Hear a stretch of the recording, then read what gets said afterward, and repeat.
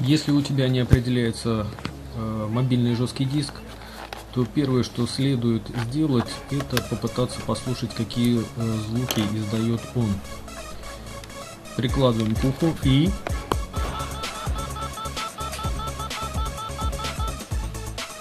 это звук залипшей так называемой головки. Пробуем еще раз.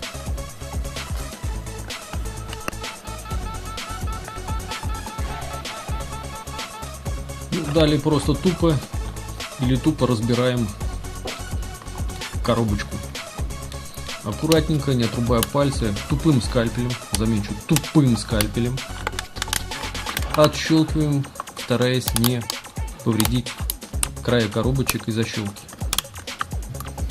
Вот таким образом раскрыли.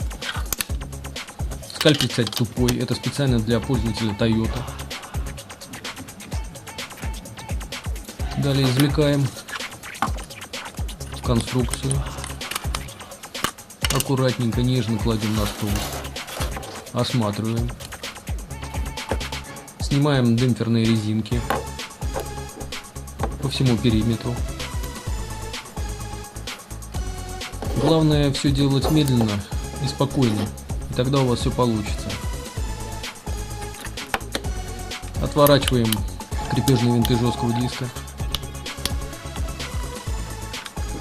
Далее аккуратно сдвигаем жесткий диск из его корзины. Берем в руки скальпель и делаем надрез в районе крепления блока головок. Там скрыт винт. Аккуратненько. Далее берем биточку и аккуратненько выкручиваем по всему периметру оставшиеся винтики. Нежно, тупым скальпелем каждый уголочек проходимся и отщелкиваем верхнюю крышку гермоблока. Замечу, скальпель у меня тупой.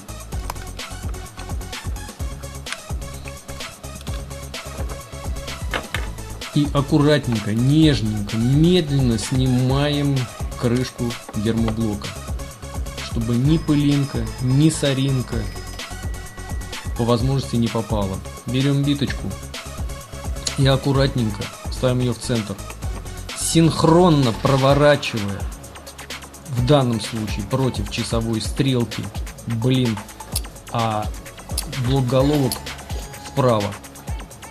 Одновременно отводим, вращая блины. В кавычках, конечно, блины.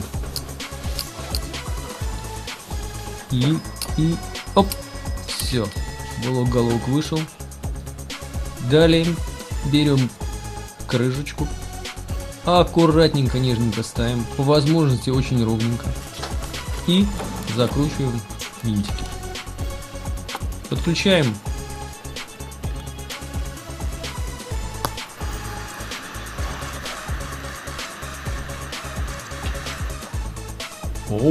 завелся ваш диск. Воу, получилось. Значит, результат будет. И я, например, это делаю при помощи Linux. Потому что Linux до лампочки файловой системы. И смотрим. Открываем. Опаньки, диск открылся. Все, победа, собственно, какие тут комментарии еще нужны? Многих волнует вопрос пыли и грязи в гермоблоке. Главный результат. А результат есть. Что тут еще можно комментировать? И какие критики могут быть здесь? А если ты профессионал и критик, и тебе показалось здесь что-то в моих действиях неверно, так не вопрос. Возьми и сходи в сервисный центр на восстановление данных. Заплати от 10 до 30 тысяч и будь счастлив. А мое видео для простых людей. Для тех людей, у которых нету этих 30-10 тысяч. По крайней мере на эту операцию. И люди жертвуют своими фотографиями, потому что они не готовы заплатить тех денег. И если честно, тех денег, которые просят за подобные вещи в больших городах, я считаю, это неразумно. Ибо в данном случае это просто спекуляции и наживы. Я не рассматриваю те сложные ситуации, когда реально невозможно достать информацию по каким-либо причинам. Там полетел блок головок. Да, тогда ты идешь и платишь деньги. Но если какая-то ситуация, которая позволяет тебе это сделать в так называемых домашних условиях, почему бы не рискнуть? У меня это получается. А если получается у меня, значит получится и у вас.